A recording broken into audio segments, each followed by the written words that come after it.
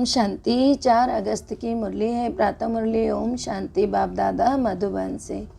मीठे प्यारे प्राणेश्वर प्रिय पिता कहते हैं, मीठे बच्चे, याद में रहने से अच्छी दशा बैठती है। अभी तुम्हारे पर बृहस्पति की दशा है, इसीलिए तुम्हारी चढ़ती कला है। मीठे बाबा प्रश्न करते हैं, यदि योग पर पूरा अटेंशन नहीं है तो उसकी रिजल्ट क्या होती है? निरंतर याद में रहने की युक्तियाँ क्या हैं? यदि योग पर पूरा अटेंशन नहीं है तो उसकी रिजल्ट क्या होती है? निरंतर याद में रहने की युक्तियाँ क्या हैं? उत्तर है, अगर योग पर पूरा अटेंशन नहीं है तो चलते चलते माया की प्रवेशता हो जाती है, गिर पड़ते हैं। दूसरा है, देह अभिमान बन अनेक भूलें करते रहते हैं, माया उल्टे कर्म कराती रहती, पतित बना देती है।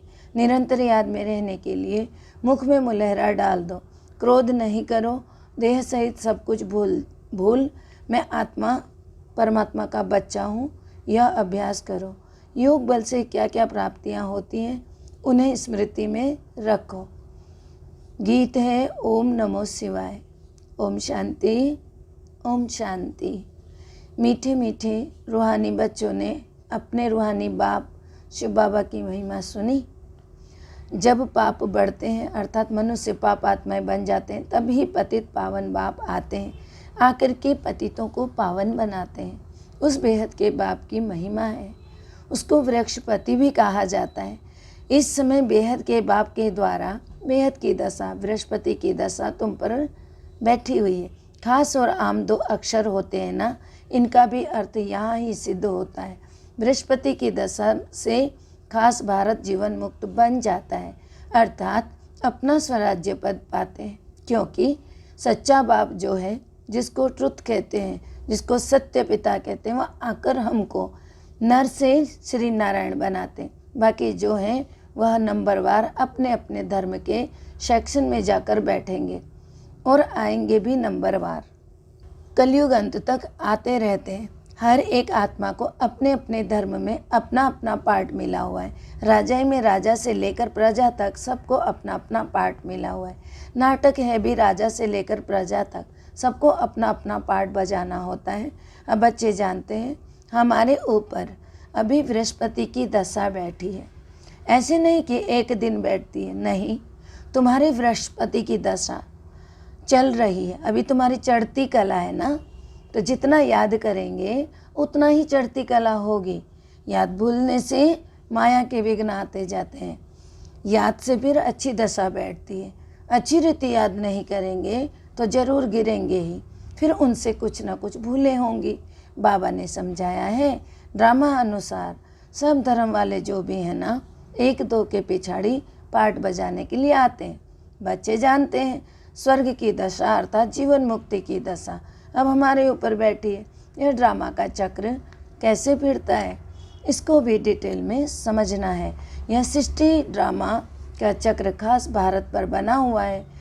बाप भी भारत में ही आते हैं। गाया हुआ है ना, आश्चर्यवत सुनंती कथंती भागंती। चलते चलते माया की प्रवेशता होने के कारण फिर गिर जाते हैं, पूरा अटेंशन नहीं देते हैं। योग पर फिर बाप आकर संजीवनी बूटी देते हैं, अर्थात सुरजीत करने वाली बूटी देते हैं। हनुमान भी तुम हो। बाबा ने समझाया है इस समय रावण को भगाने के लिए यह बूटी सुंघा देते हैं। कौन सी? योग नाम की बूटी। तो बाबा तुमको सब बातें सत्य बताते हैं। सत्य है ही एक बाप जो आकर तुमको सत्यनारायण की कथा सुनाए, सत्य की स्थापना करते हैं। इनको कहा ही जाता है ट्रुथ, सत्य बतलाने वाला। तुमको कहते हैं शास्त्रों को मानते हो? बोलो हाँ। हम शास्त्रों को क्यों नहीं मानते? जानते हैं यह सब भक्ति मार्ग के शास्त्र हैं, यह तो हम मानते हैं। ज्ञान और भक्ति 2 चीज़ है। जब ज्ञान मिलता है फिर भक्ति की क्या दरकार है? भक्ति माना उतरती कला, ज्ञान माना चढ़ती कला। इस समय भक्ति चल रही है। अभी तुमको ज्ञान मिला है जिससे कि सद्गति होती है। भक्तों की रक्षा करने वाला एक ही भगवान है। रक्षा दुश्मन से की जाती है। बाबा कहते हैं मैं आकर तुम्हारी रावण से रक्षा करता हूँ। देखते हो ना रावण से कैसे रक्षा होती है। इस रावण पर ही जीत पानी है। बाबा समझाते हैं मीठे बच्चे, इस रावण ने तुमको तमो प्रधान बनाया है। सत्युग को कहा जाता है सतो प्रधान स्वर्ग। फिर कला कम हो जाती है। अंत में जब बिल्कुल ही देह अभिमान में आ जाते हो ना, पतित बन जाते हो, नया मकान बनता है, फिर मास के बाद अथवा 6 मास के बाद कुछ न कुछ कला कम हो जाती है। इसी तरह सतयुग से जब धीरे धीरे नीचे उतरते हैं तो कला कुछ न कुछ कम हो जाती है, क्योंकि समय निकलता जाता है। तो हर वर्ष जो मकान को पोछी लगाते हैं अर्थात सफ़ेदी करते हैं, तो कल मान लो कि जैसे कला कम हो गई, कि सजावट में कमी आ गई, रंग में फ़र्क पड़ गया, नई से पुरानी, पुरानी से नई। फिर यह शुरू से लेकर हर चीज़ का होता आया है। समझा जाता है यह मकान 100-150 वर्ष तक चलेगा। बाबा समझाते हैं सतयुग कहा जाता है नई दुनिया से, फिर त्रेता 25% कम कहेंगे। तो सतयुग में नई दुनिया से शुरू पहले दिन से, फिर आगे जाकर जब त्रेता शुरू होती है तो 25% उसको कम कहा जाता है, क्योंकि थोड़ा सा पुराना हो जाता है। और जानते हो क्या पुराना होता है? क्योंकि 1250 वर्ष निकल गया, 8 जन्म चले गए तो काफ़ी पुराना समझ लीजिए। वह चंद्रवंशी घराना, उनकी निशानी देते हैं क्षत्रिय, क्योंकि नई दुनिया के लायक नहीं बने, इसीलिए कम पोजीशन वाला हो गया ना। सब चाहते हैं कृष्णपुरी में जाएं, नई दुनिया में पहले नंबर में सतयुग में आएं। ऐसे थोड़ी कि कभी कहते हैं हम रामपुरी में जाएं या त्रेता में जन्म लें, नहीं। सब क्या कहते हैं कि हमें तो सतयुग जाना है। सब कृष्णपुरी के लिए कहते हैं, गाते भी हैं ना, चलो वृंदावन भजो राधे गोविंदा। तो वृंदावन की बातें अयोध्या के लिए नहीं कहेंगे। कृष्ण के ऊपर सबका बहुत प्यार है, कृष्ण को बहुत प्यार से याद करते हैं। कृष्ण को देखते हैं तो कहते हैं ना, इन जैसा पति मिले, इन जैसा बच्चा मिले, ऐसे कहना होता है माताओं का। तो इन जैसा भाई मिले, सेंसिबल बच्चे अथवा बच्चियाँ जो होते हैं ना, वह कृष्ण की मूर्ति सामने रखते हैं कि इन जैसा बच्चा मिले। कृष्ण के प्यार में बहुत रहते हैं, सब चाहते हैं कृष्णपुरी। अभी तो है कंसपुरी, रावण की कंसपुरी, तो कृष्णपुरी का बहुत महत्व है। कृष्ण को सब याद करते हैं। तब बाबा कहते हैं तुम इतना समय याद करते आए हो, अभी कृष्णपुरी में जाने का पुरुषार्थ करो ना, इनके घराने में तो जाओ ना। सूर्यवंशी 8 घराने हैं, तो इतना तो पुरुषार्थ करो जो उस घराने में पहुँचो, जो राजाई में आकर राजकुमार से झूलो। तो यह इस समय की बात है ना। फिर बाबा कहते हैं बच्चे जितना हो सके मन मना भाव होकर रहो, याद में ना रहने से गिर पड़ते हैं। ज्ञान कब गिराता नहीं है, याद में नहीं रहते हो तो गिर पड़ते हो, ज्ञान से कभी गिरते नहीं हैं। इस पर भी अल्लाह अव्वल दिन की हातिमताई के नाटक बने हुए हैं। याद में रहने के लिए मुख में मुलहरा डाल लेते थे। किसको क्रोध आता था तो बोल पड़ते थे, कहते हैं मुख में कुछ डाल लो, बात नहीं करे तो क्रोध आएगा भी नहीं। बाबा कहते कभी भी कोई पर क्रोध नहीं करो, परंतु इन बातों को पूरा न समझ कर शास्त्रों में कुछ न कुछ क्रोध की बातें डाल दी। बाप यथार्थ बैठ समझा रहे हैं। बाप जब आए तब तो आकर समझाए ना। जो होकर जाते हैं उन्हों की महिमा गाई जाती है। टैगोर झांसी की रानी होकर गई ना, उनके फिर नाटक बनाते हैं। अच्छा, शिव भी होकर गए हैं, तब तो शिव की भी जयंती मनाते हैं, परंतु शिव कब आया, क्या आकर किया, यह कुछ पता नहीं किसी को। वह तो सारी सृष्टि का बाप है, जरूर आकर सबको सदगति दी होगी ना। फिर इस्लामी, बौद्धि आदि जो भी धर्म स्थापन करके गए, उनकी जयंती मनाते हैं। तिथि तारीख सभी की है, इनका किसको पता ही नहीं है। जो असल भगवान है उनका पता ही नहीं है, असल बाप का। कहते हैं क्राइस्ट से इतने वर्ष पहले पैराडाइज था भारत। स्वास्तिका जब बनाते हैं तो उसमें पूरे 4 भाग बना देते हैं। अब 4 युगों का 4 भाग तो बना दिया, क्यों बनाया पता ही नहीं है। आयु कम जास्ती हो ना सके, बराबर 1250 1250 1250 1250 4 भाग हो गए। आधा आधा करते हैं तो 2500 2500 बनता है। जिस तरह जगन्नाथपुरी में चावल का हांडा चढ़ाते हैं, पूरे 4 भाग हो जाते हैं उसके। बाबा कहते हैं यह भक्ति मार्ग में अगड़म बगड़म डाल दिया है। तो बाबा कहते हैं कि यह अब बाबा कहते हैं देह सहित यह सब भूल जाओ, मैं आत्मा हूँ, परमपिता परमात्मा का बच्चा हूँ, यह अभ्यास रखो। तो बाबा कहते हैं बाप स्वर्ग का रचयिता है ना, तो जरूर हमको स्वर्ग में भेजा होगा ना, तभी तो रचयिता कहलाया, नरक में तो नहीं भेजेंगे ना। फिर किसी को भी नरक में नहीं भेजते। पहले पहले सब सुख भोगते हैं, पहले सब सुखी होते हैं, पीछे दुख भोगते हैं सब। बाप को सबका दुख हरता सुख करता कहते हैं ना। तो बाबा कौन है? दुख हरता सुख करता। आत्मा पहले सुख फिर दुख देखती है। विवेक भी कहता है, बुद्धि भी कहती है कि हम पहले सतो प्रधान फिर सतो रजोतमो में आते हैं। मनुष्य भी समझते हैं, विलायत वाले सेंसिबल हैं, वहाँ तो बॉम्ब से ऐसे बनाते हैं जो फट से खल्लास हो जाएंगे। जैसे आजकल मुर्दे को बिजली पर फट से ख़त्म कर देते हैं ना, ऐसे ही बॉम्ब्स फेंकने से आग लग जाती है, तो मनुष्य भी झट से ख़त्म हो जाएंगे। बम्बोर को आग लगनी है। तूफान ऐसे आते हैं जो गांव के गांव ख़त्म हो जाते हैं। फिर उस समय ऐसा कोई प्रबंध नहीं रहता है जो बचाव कर सके। विनाश तो होना ही है, पुरानी दुनिया खत्म होनी है। गीता में भी वर्णन है ना, बाबा ने समझाया। यूरोपवासी बॉम्ब्स ऐसे छोड़ेंगे जो पता भी नहीं पड़ेगा। तुम बच्चे जानते हो कल्प पहले भी विनाश हुआ था, अब भी होने वाला है।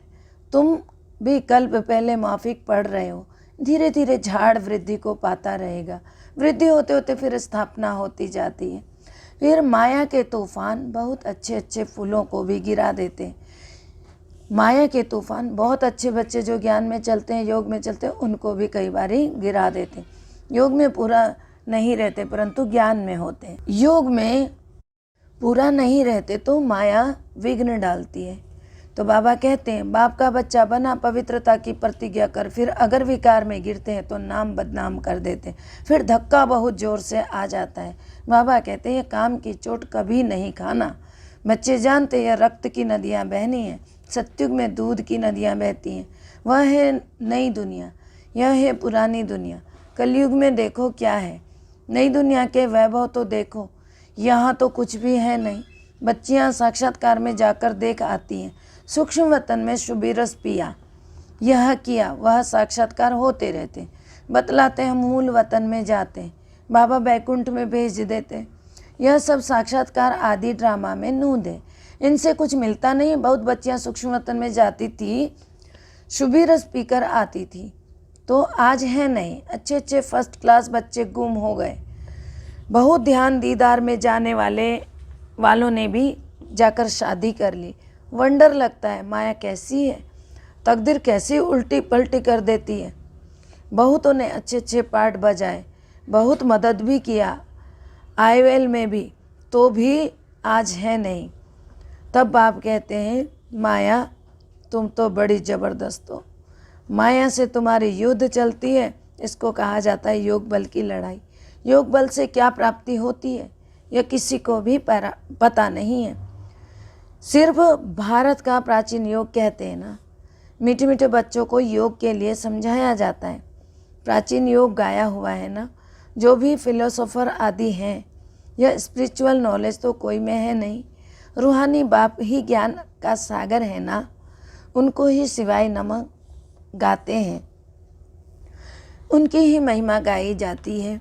बाप आकर तुमको कितना ज्ञान समझाते, इसको ज्ञान का तीसरा नेत्र कहा जाता है। और कोई की ताकत नहीं जो अपने को त्रिकालदर्शी कह सके। त्रिकालदर्शी सिर्फ ब्राह्मण ही होते हैं। जिन ब्राह्मणों द्वारा यज्ञ रचा है, रुद्र ज्ञान यज्ञ है ना, तो रुद्र शिव को भी कहते हैं। अनेक नाम रख दिए, हर एक देश में नाम अलग अलग बहुत है। सिवाय एक बाप के और किसी के इतने नाम है ही नहीं। बबुलनाथ भी इनको ही कहते हैं। क्यों कहते हैं बबुलनाथ? क्योंकि कांटों को फूल बनाते हैं। कांटों के भी बाप वही है, तो फूलों के भी बाप वही है, और कांटों को फूल बनाने वाला बाप है, इसलिए उनका नाम बबुलनाथ रखा जाता है। बॉम्बे में वहाँ बहुत मेला लगता है, बबुलनाथ का मंदिर है। अर्थ किसी को कुछ पता नहीं है अर्थ का। बाप बैठ समझाते हैं। उनका राइट नाम शिव है, व्यापारी लोग भी बिंदी को शिव कह देते हैं। 1-2 गिनती जब करते हैं तो 1 पर 0 लगाते, कहते हैं शिव लगा दिया। तो बाबा भी कहते हैं मैं बिंदी हूँ, स्टार हूँ। बहुत लोग ऐसे डबल तिलक भी देते हैं, माता और पिता। ज्ञान सूर्य, ज्ञान चंद्रमा की निशानी, वह अर्थ नहीं जानते। तो बाबा योग पर समझा रहे थे, योग कितना मशहूर है। अभी तुम बच्चे योग अक्षर छोड़ दो। फिर बाबा कहते हैं याद करो बाप को याद करना है। तो योग अक्षर छोड़ दो, याद अक्षर कहना है। तो योग अक्षर से समझेंगे नहीं, याद से समझेंगे। बाप को बहुत याद करना है। उनको साजन भी कहा जाता है, पटरानी बनाते हैं ना, पटरानी महारानी बनाते हैं, विश्व की राजधानी का वर्षा देते हैं बाबा।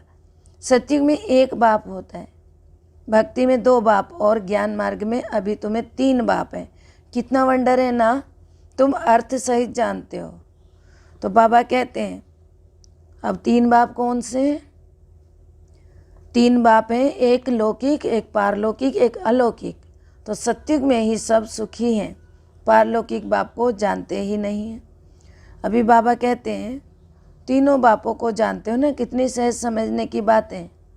अभी तो तुम तीनों बापों को जानते हो। अच्छा, मीठे मीठे सिकिलदे बच्चों प्रति माता पिता बाप दादा का याद प्यार और गुड मॉर्निंग। रूहानी बाप की रूहानी बच्चों को नमस्ते। हम रूहानी बच्चों की रूहानी बाप दादा को दिल व जान से, सिक व प्रेम से याद प्यार नमस्ते, good morning, diamond morning, Om Shanti. धारणा के लिए मुख्य सार है। पहला है याद में रहने के लिए मुख से कुछ भी बोलो नहीं। मुख में मुलहरा डाल दो, क्रोध खत्म हो जाएगा। कोई पर भी क्रोध नहीं करना है। याद में रहने के लिए मुख से कुछ भी नहीं बोलो, मुख में मुलहरा डाल दो, क्रोध खत्म हो जाएगा। कोई पर भी क्रोध नहीं करना है। दूसरा है इस दुख धाम को अब आग लगनी है, इसीलिए इसे भूल नई दुनिया को याद करना है। बाप से जो पवित्र रहने की प्रतिज्ञा की उसमें पक्का रहना है।